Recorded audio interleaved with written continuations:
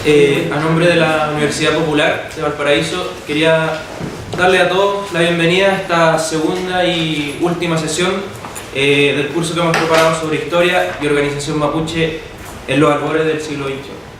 ¿Ya? El día de hoy nos acompaña Felipe Curibil, él es licenciado y profesor de Historia de la Universidad de Chile, es también miembro de la comunidad de historiadores mapuches y es autor del volumen colectivo Historia, Colonialismo y Resistencia desde el país mapuche. ¿Ya? También me acompaña Matías Mincahue, él es profesor de Historia de la Pontificia Universidad Católica de Valparaíso y bibliotecario de acá de esta ciudad.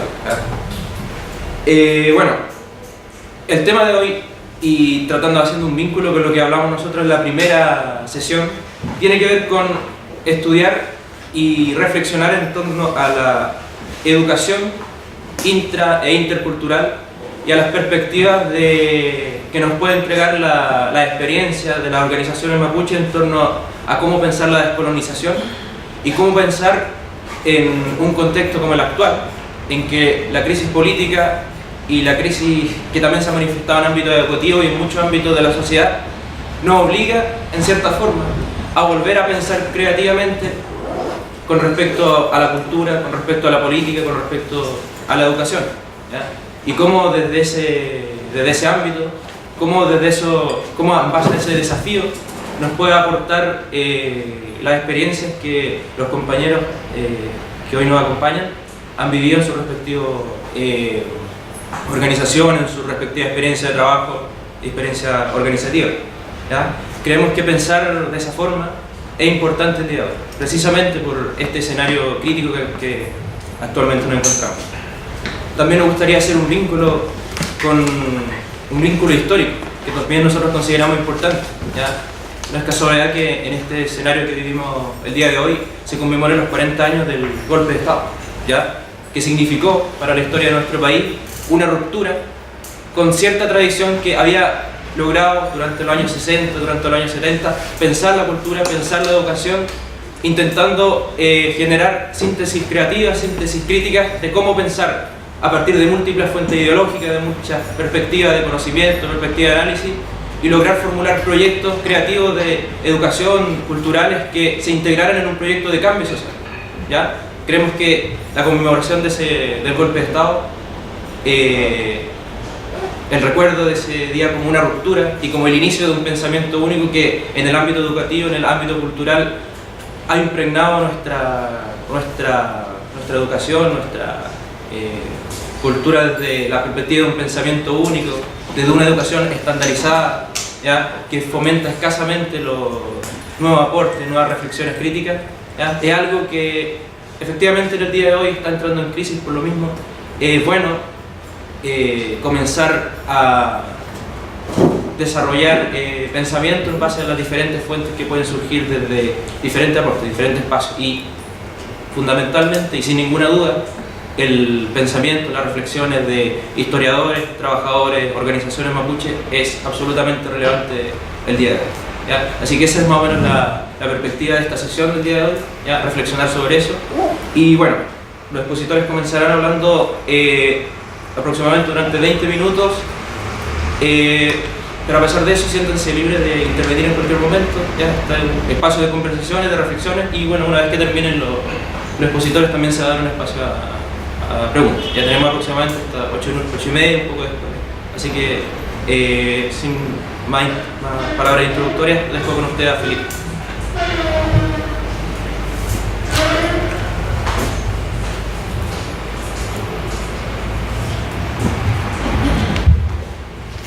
Marimari Pulamien, Marimari Pupeñí, Marimari Ka Kumpuwenui, Ka Zamagunui, Ka Wanchuwenui, Che Felipe Curibil Peñitati, Ka Inchin en la comunidad Historia Mapuche, y ta Inchin Choquinche, comunidad Historia. Saludarlos a cada uno de ustedes en esta tarde, noche acá en Valparaíso. Para mí realmente me es grato el estar acá compartiendo las experiencias de trabajo que hemos generado a partir de la comunidad Historia Mapuche y planteando algunos elementos, ¿cierto?, al interior de este curso de Historia y Organización Mapuche en los albores del siglo XXI. Por lo tanto, saludar también esta iniciativa importante como es la Universidad Popular. Creo que el reconocimiento que nos realizan a las autorías mapuche es sumamente importante, porque no siempre en los espacios académicos tradicionales, ¿no?, las autorías mapuches circulan, sino que circulan otras autorías sobre lo mapuche, ¿no? Pero es importante que en estos espacios se circulen esas autorías, digamos, para dar cuenta del pensamiento político mapuche contemporáneo, dar cuenta del pensamiento social, del pensamiento como visionario, por lo tanto de un pensamiento también milenario, ¿no? Para mí es grato también compartir esta mesa hoy día con mi peña acá, Matías Huiscahue. Recién nos estábamos conociendo afuera, y a veces en el mundo mapuche las cosas no son casuales, ¿no? A veces, y en el mundo indígena en general, ocurren por algo, ¿no? Y en el caso de acá, de mi peña y Matías, ¿cierto?, él proviene del mismo territorio mapuche Huenteche, del cual proviene mi familia también, ¿no?, en lo imperial al campo. Por lo tanto, a veces el estar lejos del territorio histórico y encontrarnos en una ciudad como esta no es casual el día de hoy. Partir, ¿cierto?, mencionando esta que parece que es un poco con la exposición. La idea, como bien se decía, es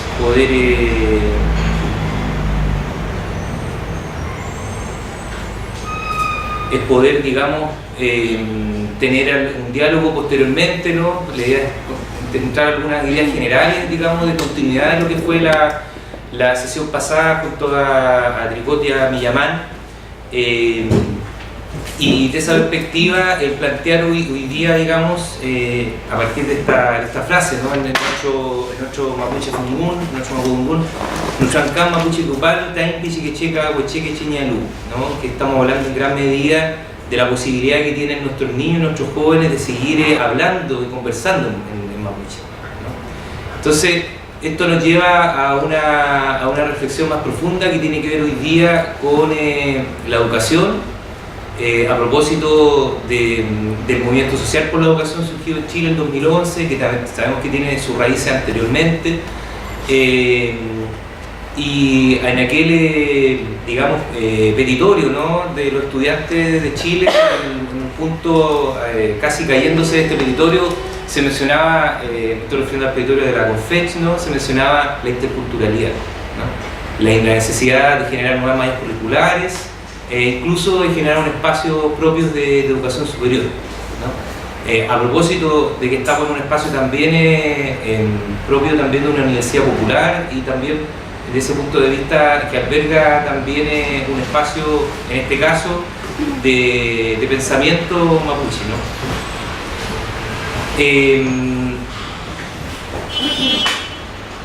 Digamos, como título, hablamos de educación intercultural mapuche hacia la construcción del Estado plurinacional, ¿no?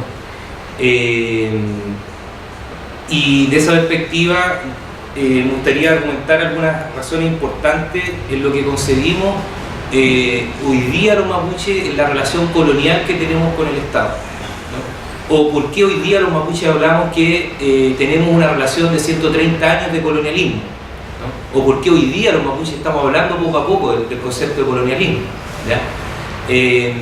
Para graficar un poco la historia nacional chilena, ¿no?, siempre ha colocado, ¿cierto?, incluso la enseñanza escolar, digamos, acá los profesores de historia pueden estar acá en la sala, lo pueden confirmar, viendo por ejemplo el plan de segundo medio, lo que es colonia, república, independencia y república, ¿no? Esta triada clásica, ¿no? Y una triada clásica en gran medida de todos los países latinoamericanos, en gran medida, ¿no? Colonia, independencia, república. Y si nos vemos en gran medida el espacio de colonia e independencia, ¿no? Para ser más exacto, en el discurso histórico mapuche podríamos decir que es a la inversa, ¿no? Es decir, primero hablamos en un contexto de independencia milenaria, ¿no? Ratificada por los parlamentos con la corona española, y hacia el fin del siglo XIX pasar a un estado colonial, ¿sí? Entonces ahí se produce una clara inversión, ¿no? En relación a lo que hoy día la historia nacional chilena habla de una situación de independencia republicana, ¿cierto? Pero para nosotros, ¿cierto?, esa independencia fue la que tuvimos no hace 500 años atrás, sino que hace 130 años atrás, una memoria reciente, que tiene que ver, como ustedes me imagino ya saben, con la ocupación militar que hace el Estado chileno y la reducción de un 5% a un 5% del territorio histórico mapuche, ¿no? Entonces, es ahí donde nace y se cimenta el fenómeno colonial, ¿no? A partir de estos 130 años atrás. Y las consecuencias que se generan son traumáticas a toda sociedad, ¿cierto?, que vive la invasión de su territorio, y por consiguiente lo que serán procesos como la migración hacia los centros urbanos. Sin ir más lejos, ¿cierto?, esta misma región tiene una alta población mapuche, sobre todo en los interiores, ¿cierto?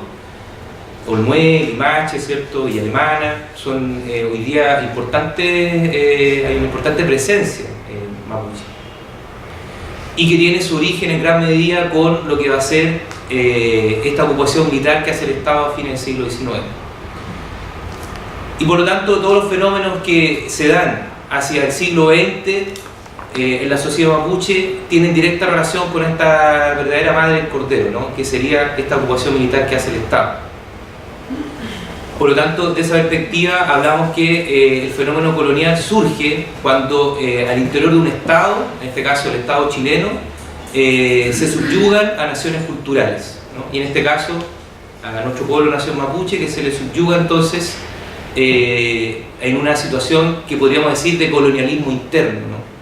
Porque distinto el colonialismo, digamos, del cual a lo mejor más clásico, de ese colonialismo que realizan, digamos, las potencias a fines del siglo XIX, con la repartición de África, ¿cierto?, las potencias que realizan, digamos, como Portugal y España en el siglo XV y siglo XVI, sino que este colonialismo, ¿cierto?, del siglo XX, denominado así colonialismo interno o neocolonialismo, ¿cierto?, tiene que ver cuando los estados, ¿cierto?, en definitiva logran consolidar sus fronteras, pero al interior de sus fronteras, digamos, hay una multiplicidad de pueblos, hay una multiplicidad de naciones que, en definitiva, sus derechos políticos, sus derechos más esenciales, ¿cierto?, sus derechos territoriales, son subyugados, ¿cierto?, por una nueva institucionalidad. Y eso es lo que va a ocurrir en gran medida con la relación Estado chileno-pueblo mapuche en estos 130 años, ¿ya? Es más, hay un importante pensador franco-tunecino, Albert Memmi, ¿cierto?, en su libro del año 57, El retrato del colonizado, que habla acerca de esta relación de colonizador-colonizado, ¿no? A propósito de su origen, ¿no?, franco-tunecino, y la realidad que se vive en el norte de África hasta el día de hoy, ¿no? Entonces él habla de que muchas veces el colonizado ocupa la siguiente frase, ¿no? Es decir, la debilidad del colonizado debe ser protegida, ¿no? Y esa debilidad, producto de ser un sujeto colonizado, debe ser regulada y protegida. Y eso es lo que en realidad realizan gran parte de los estados en el mundo hasta el día de hoy, con pueblos que están al interior de sus fronteras, ¿no? Y lo podemos aplicar también en el contexto de América Latina, ¿vio? Entonces, de esa perspectiva, vemos que ese colonialismo que surge en la época entre guerras, ¿cierto?, post Segunda Guerra Mundial, es un fenómeno que ya lo vamos a ver con mayor claridad con la fundación de las repúblicas en América Latina y durante el siglo XX también, ¿no? Es decir, en definitiva tiene un mismo origen, ¿no? De esa perspectiva, yo creo que tenemos que tener una claridad en relación a los argumentos que esgrime el Estado para ocupar el territorio mapuche a fines del siglo XIX, ¿no? Estamos haciendo esta breve introducción para entender por qué hoy día los mapuches decimos que estamos en una situación colonial. Y esas razones tienen que ver en gran medida con lo que es, ¿cierto?, esta segunda fase o segunda revolución industrial que aparece en el mundo, ¿cierto?, con este capitalismo industrial que avanza a paso agigantado en la segunda mitad del siglo XIX y que necesita importantes economías periféricas, como las economías latinoamericanas, que se insertan en la economía mundial, ¿no? Y las élites y las oligarquías locales lo que hacen es insertar a sus economías, comillas, nacionales en los circuitos internacionales, ¿no? Y eso es lo que hace en gran medida la élite chilena, ¿cierto?, al insertar a la economía chilena, ¿cierto?, en ese contexto de estos centros industriales, ¿no? Por eso entonces tenemos que la ocupación de la Araucanía va a obedecer en gran medida, ¿cierto?, y la ocupación del territorio mapuche a lo que es en gran medida la producción de trigo, ¿no? Y la exportación de trigo importante para dar cuenta de las demandas crecientes, ¿cierto?, de alimentos en el mundo y la manufacturación, por ende también de los procesos que se están dando en estos centros industriales. Entonces es a eso que va a responder en gran medida la ocupación del territorio mapuche, ¿no? Y por lo tanto esta élite chilena, digamos, es la que en gran medida va a diseñar, conjuntamente con el ejército, su brazo armado, podríamos decir, ¿no?, con el cual va a diseñar esta ocupación del territorio mapuche. Entonces, de esa perspectiva podemos entender que esta situación colonial va a tener una esfera sumamente importante de mecanismos de integración a una realidad nacional chilena hacia el pueblo mapuche. Y ahí hay un mecanismo muy importante que todo Estado que se declara monocultural como que se declara unitario desde 1810, tendrá un elemento central en la educación, ¿no? La educación como una arma importante para la integración nacional, ¿no? Y por lo tanto la educación de esa perspectiva en lo que es la relación del Estado con los pueblos originarios, en este caso el pueblo mapuche, va a constituir una verdadera agencia, ¿no?, de integración nacional. Y por lo tanto lo que vamos a tener ya a finales del 19, principios del 20, es una entrada importante de escuelas misionales, ¿sí?, escuelas sobre todo misionales, ¿cierto? Aquí hablamos de misiones religiosas que van a colocar y van a invertir recursos importantes en la educación para los mapuches, ¿no? Por eso entonces tenemos hasta el día de hoy, fíjense, este fenómeno es, podríamos decir, como un historiador, Fernando Brodel, habla de las historias de larga duración, hasta el día de hoy tenemos ese fenómeno, ¿no? Porque si nos vemos al presente, hoy día en la novena región el 80% de las escuelas pertenece a un solo sostenedor, y que es la Fundación Magisterio, ¿no? Y la Fundación Magisterio pertenece al arzobispado de Temuco, ¿sí? Entonces estamos hablando entonces de una continuidad importante, ¿no? De esa perspectiva. Y estas escuelas misionales que se instalaron en el territorio mapuche fueron en gran medida las que provocaron la castellanización del mapuche desde el punto de vista lingüístico, ¿no?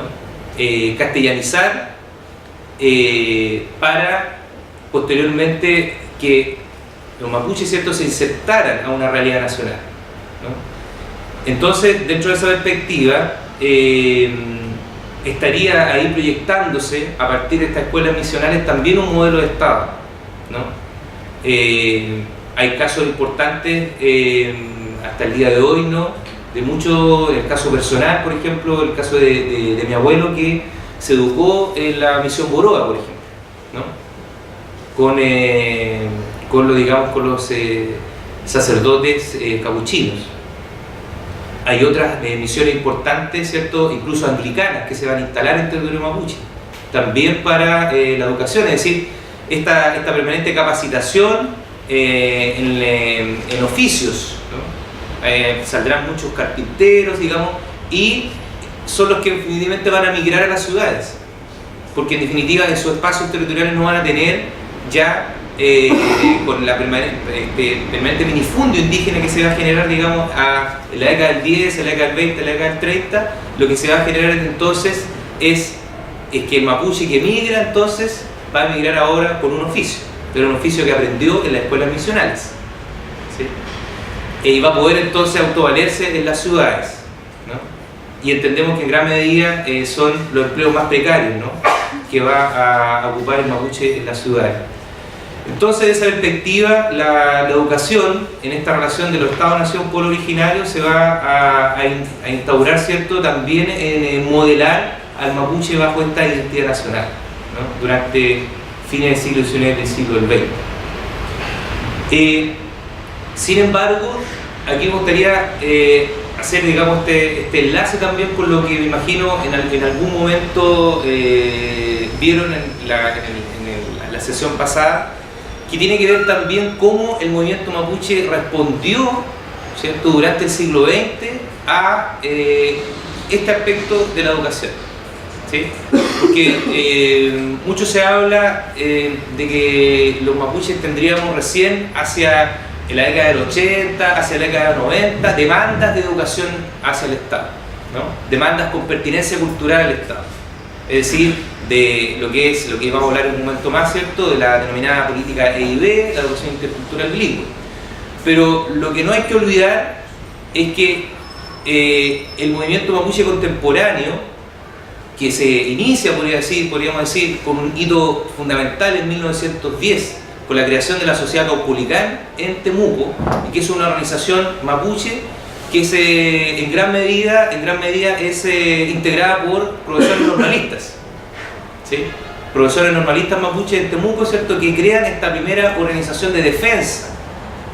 Estamos hablando de 1910, en un contexto donde todavía se están entregando títulos de mercedes en el campo, donde todavía hay una regulación, podríamos decir, de la propiedad agrícola de la Araucanía, ¿sí? La regulación que hace el Estado, ¿no?, y con el consiguiente reconocimiento a solo 500.000 hectáreas de las 31 millones de hectáreas que habían antes de 1880.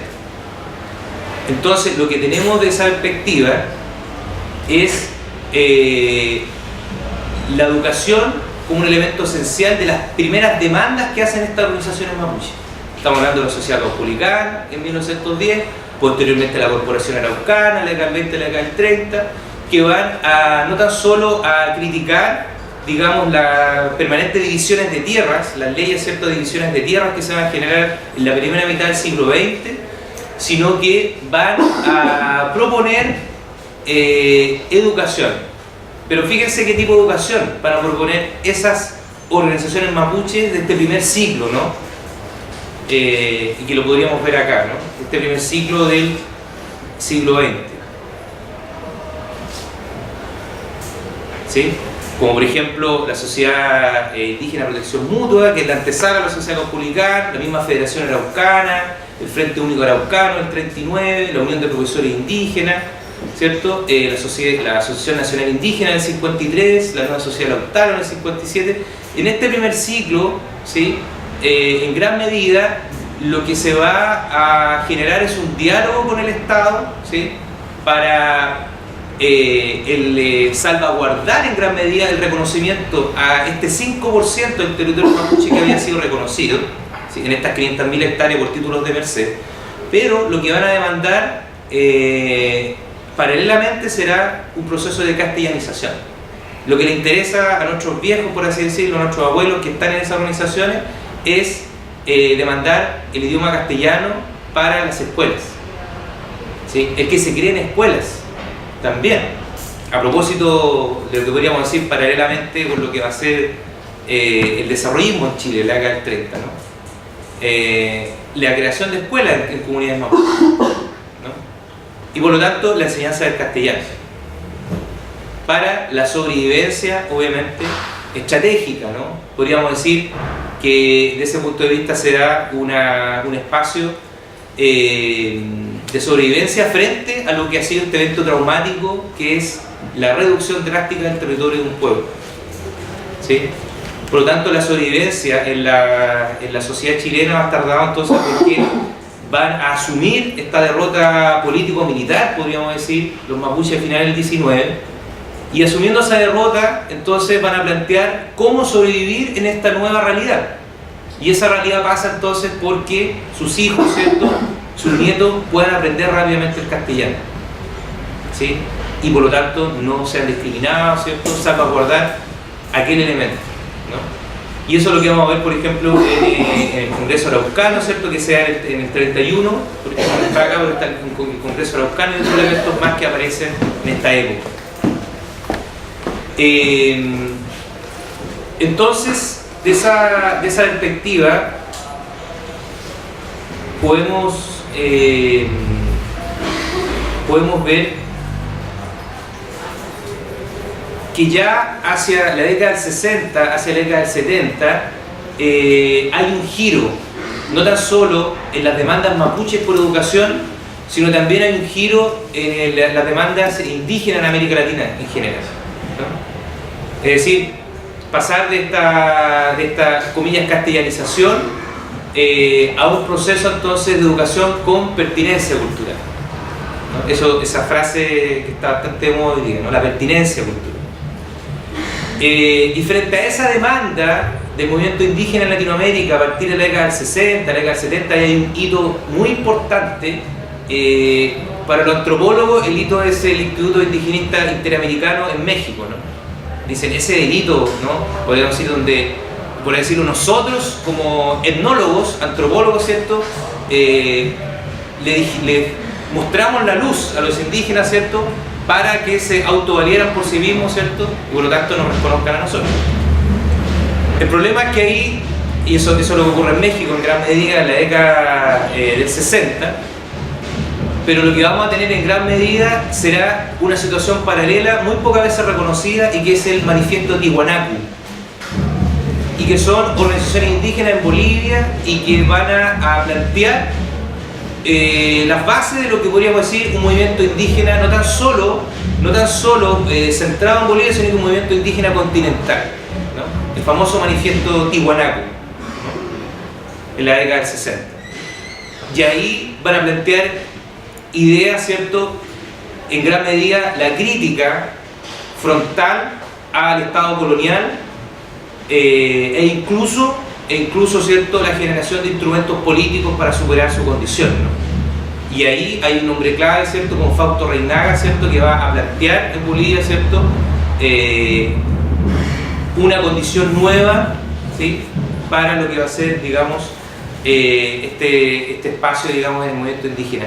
Eso que está ocurriendo en Bolivia, eso que está ocurriendo en México, las organizaciones mapuche en la década del 60, la década del 70 lo están observando. Y muchos de estos dirigentes van a congresos y comienzan a adoptar también poco a poco, por así decirlo, a dejar atrás a ese primer ciclo de organizaciones, digamos, la primera mitad del siglo XX, donde había una lógica de sobrevivencia, para ahora pasar a una lógica ya de un diálogo más de igual a igual con el Estado y plantearse propuestas, ¿sí? Y de ahí entonces un hombre pionero, podríamos decir, desde ese punto de vista, será Manuel Augusto Panguilef, quien ya en la década del 20 y la década del 30 va a plantear una alianza con los sectores populares, ¿cierto?, la Federación Obrera de Chile, ¿no?, la famosa FOCH. Y lo que hacen las organizaciones mapuche ya en la década del 60, la década del 70 es retomar ese legado a Manuel Augusto Panguilef y tensionar aún más eso, y plantearse entonces una alianza ya de lleno con el movimiento popular chileno en este caso. Entonces, esa perspectiva, la respuesta en general en América Latina que tienen los estados, ¿sí?, a esa demanda de educación con pertinencia cultural será la famosa educación intercultural bilingüe, ¿no?, hacia la década de los 80. Y será la respuesta en gran medida de los antropólogos, de los historiadores sobre el fenómeno indígena, en comisiones, ¿cierto?, ad hoc al interior de los estados en los 70 y los 80, quienes van a entonces a tomar esta demanda, ¿sí? La van a, por así decirlo, mediatizar hacia el Estado y van a plantear entonces la educación intercultural bilingüe. Por lo tanto, no hay que olvidar que la educación intercultural bilingüe como concepto es en gran medida una estrategia de un control, ¿no?, que realiza el Estado hacia los pueblos indígenas desde el punto de vista de la educación. Porque ese fue el inicio, ¿ya? Hoy día podemos discutir el concepto y obviamente que lo podemos hacer, ¿ya? Pero en un inicio aparece en gran medida como un aparato de control, ¿sí?, para la emergencia, en este caso, de un movimiento indígena creciente de la década ya a finales de los 70, principios de los 80 en América Latina, sobre todo también en un contexto de dictaduras militares. Lo que vamos a tener hacia los 90 es un segundo momento importante con las reformas educativas, ya con algunos gobiernos civiles, ¿cierto?, en América Latina, y la decretación, por así decirlo, de ciertos derechos educativos en las constituciones de los estados. Y ahí hay un elemento clave que es la Constitución de 1991 en Colombia, ¿no?, que es el gran modelo del constitucionalismo multicultural, ¿sí? Hoy día, claro, controversial constitución, porque hoy día tenemos una importante demanda indígena permanente en el tiempo, ¿cierto?, en Colombia, ¿no? Y hacia los 90, digamos, ¿cierto?, lo que van a hacer los estados es crear programas, ¿cierto?, como lo que va a hacer el Estado en Chile, el Ministerio de Educación, el Programa de Educación Intercultural y Bilingüe, que se crea, ¿cierto?, a propósito de la ley indígena en el 1993, la creación de CONADI en 1994 y por lo tanto la creación ya al interior del Ministerio del Programa de Educación Intercultural y Bilingüe, ¿sí? Pero lo que hay que tener claro desde ese punto de vista, y lo que planteamos muchos, digamos, investigadores indígenas en general en el continente, es que lo que han hecho en gran medida los estados hasta el día de hoy ha sido no interculturalidad, sino que lo que han hecho es multiculturalismo, ¿sí? Porque una cosa es la tolerancia al otro, pero otra cosa es el respeto con derechos colectivos, ¿cierto?, con derechos políticos, ¿no? Y de esa perspectiva, si bien es cierto, la interculturalidad o la educación intercultural bilingüe fue una respuesta de los estados, el boomerang que va a venir a los estados va a ser muy fuerte, porque ese concepto se lo va a apropiar el movimiento indígena. Y prueba de ello es el levantamiento indígena en Ecuador en 1990. Prueba de ello va a ser el lanzamiento zapatista en 94, ¿sí?, que son hitos fundamentales, ¿cierto?, dentro de la historia reciente del movimiento indígena en América Latina. Entonces, de esa perspectiva, el movimiento indígena se apropia de este concepto de educación intercultural y bilingüe y por así decirlo, lo resignifica hacia lo que es la construcción de un Estado plurinacional, ¿sí? Y por lo tanto, cuando hablamos de interculturalidad y hablamos de plurinacionalidad, estamos hablando en gran medida de la coexistencia y de una nueva realidad geopolítica al interior de los estados, ¿sí? De esa perspectiva, lo intercultural pasa de algo meramente anecdótico o folclórico, como lo vería el multiculturalismo, ¿cierto?, sino que pasa ahora entonces a un proyecto político, ¿no? Y ese aporte que realizan los hermanos en Ecuador en 90, que posteriormente que ya venían realizando en constantes procesos de discusión los hermanos en Bolivia con el manifiesto Tiwanaku en los 60, y posteriormente con lo que va a ser la eclosión del movimiento indígena en Bolivia, el movimiento más bien catarista en los 80, y posteriormente lo que va a ser el ascenso de Evo Morales Ayma, ¿cierto?, a la presidencia del 2006, con los consiguientes procesos que se dan en 2003 y 2002, son la prueba palpable de que en gran medida la interculturalidad va a ser concebida entonces ya no tan solo como una reforma al interior del Estado, sino que va a ser entonces un proyecto político, ¿sí? Y va a ser considerada una bandera entonces de parte del movimiento indígena para la construcción de un nuevo Estado, ¿no? Entonces, de esa perspectiva, lo que nos vemos hoy día es en la siguiente discusión. Frente a ese multiculturalismo neoliberal, podríamos decir en la actualidad, ¿sí?, que que podríamos graficar en el ex ministro de Mideplan, Joaquín Lavín, en un diálogo con comunidades mapuches, ¿cierto? Y trayendo alguna experiencia europea, ¿cierto? Sobre todo la experiencia en Nueva Zelanda con los maoríes, ¿cierto? Es en gran medida lo que es concebir y profundizar ese multiculturalismo, ¿sí? Porque lo que se trata ahí es de descomprimir el conflicto político, ¿no? Lo que se trata ahí es de descomprimir entonces la demanda política por derechos de esa perspectiva. Entonces, hoy día entonces hablamos de esta dicotomía entre el neocolonialismo, ¿sí? Como práctica permanente de los estados, ¿cierto? Asociado a este multiculturalismo neoliberal, que sería como anillo al dedo a este neocolonialismo, y por otro lado ya propuestas que tienen que ver con la interculturalidad crítica o la denominada interculturalidad descolonizadora. Es decir, ahí estaría que la interculturalidad aflora desde los pueblos indígenas entonces para descolonizar el Estado, ¿no? Y no tan solo descolonizarlo, sino que refundarlo. Y eso es lo que hoy día se plantea por parte de nuestros hermanos, ¿cierto? Y lo que hoy día también, de alguna otra manera, los mapuches estamos planteando a partir de nuestras organizaciones, ¿cierto? Sobre todo con un tema importante que ha emergido en el último tiempo, que tiene que ver con la necesidad de una asamblea constituyente, ¿sí? Porque en el caso de Ecuador, por ejemplo, en el caso de Bolivia, la asamblea constituyente fue empujada en gran medida por el movimiento indígena. Y hoy día los sectores en Chile que plantean la asamblea constituyente se están olvidando de los pueblos originarios, se están olvidando del movimiento de los pueblos originarios.